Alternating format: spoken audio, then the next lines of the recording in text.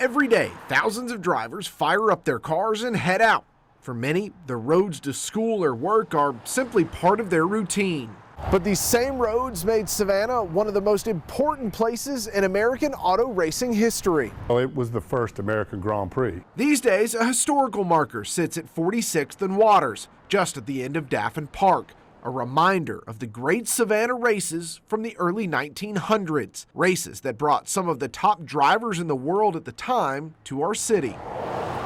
It started out as an attempt by the Savannah Auto Club to bring the premier American road race at the time, the Vanderbilt Cup, to Savannah, but that attempt was rebuffed. So they went to a competing sanctioning body and put on the Grand Prize of America Cup, offered a bigger prize than the Vanderbilt Cup, and basically said, you know, well, if you won't sanction us, we'll just do it ourselves.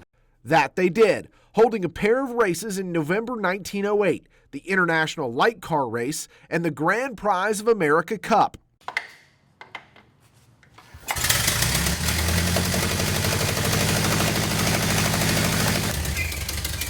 Dale Kreitz Jr. is known for his car knowledge around Savannah.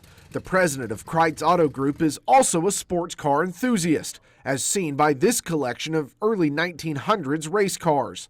This Chalmers actually raced on that 1908 weekend, finishing third in the International Light Car Race. It has not been,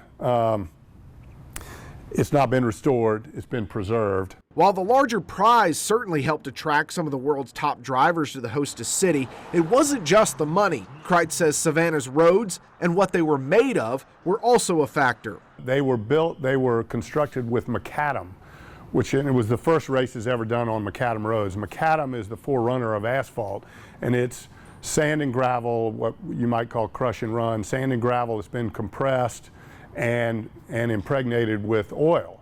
So it really is the forerunner of asphalt, and because of those great roads, that's what attracted Fiat and Renault and Mercedes and Benz to come across the ocean to race in Savannah. In that 1908 Grand Prize of America Cup, 17 cars raced around the 27-mile course that started on what is now Victory Drive. This course was strung together with existing roads on the south side and then constructed roads. They used prison labor to construct the roads, and just putting on the race, they had militia to keep the spectators and the farm animals off the roads, to keep the drivers safe and the pedestrians safe, and so it was a big production.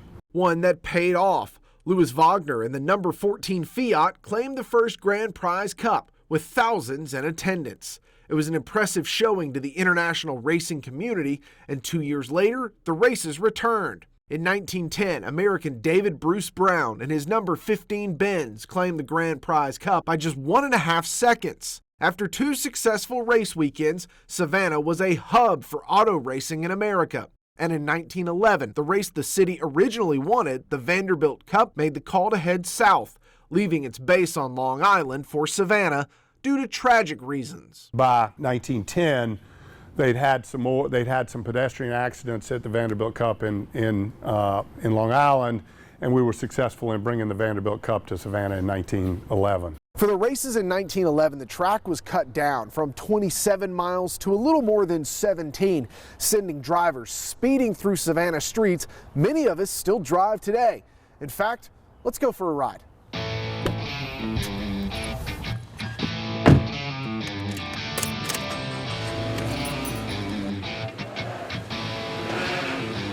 The course started on Waters Avenue in Midtown, right around 46th. Drivers would pick up speed heading south on Waters until it becomes Whitfield Avenue. From there, a tight left turn on Shipyard Drive, followed by another quick left onto Ferguson. From there, it was all speed. Drivers would head north, going all out through Sandfly as Ferguson becomes Norwood. Drivers would then hook a left on La Roche before taking a right to hop on Skidaway. Another left on Victory Drive was followed by the final turn, back onto Waters and the start-finish line. Obviously, things have grown in this city over the past century, but you can see why the course came to be the way it was. It had several long straightaways with a few hard turns thrown in there. Kreitz says that's exactly what the course engineers and the drivers wanted. To straighten out some curves, to make it, a higher average speed, which was more appealing to the racers of the time and the manufacturers of the time. And appealing to the masses. In November 1911, the city of Savannah hosted 4 races in a week, including the Grand Prize of America Cup and the Vanderbilt Cup. Thousands of race fans from all over the world flocked to the city to watch some of the best drivers navigate the streets of Savannah. They came in by train, boat, and car. And they did. They constructed temporary stands. They had railroad cars that people were staying in. They had, everybody rented their houses out.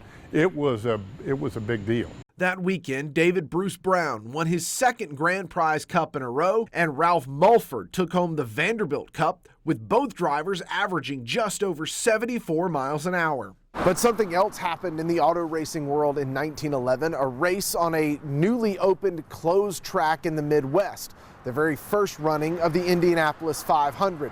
Soon after, closed track racing overtook road racing in America. While the great races never returned to the streets of Savannah, the legacy of racing had been well established in southeast Georgia. From Roebling Road to the former Oglethorpe Speedway Park to Hutchinson Island and the car and driving clubs that now call enthusiasts across the city members, there was a spirit for racing in southeast Georgia. Kreitz says that's why he's determined to make sure where that spirit came from isn't forgotten. Not everybody knows about the Great Savannah Races, what we now call the Great Savannah Races. So that's one of the reasons why we bought this car and now own all of these cars, is to make sure that people do know about that, and that was a really significant part of Savannah's history and Savannah's growth. These days, many of the roads we drive probably seem routine. But even on those everyday drives, the spirit of the Great Savannah Races lives on.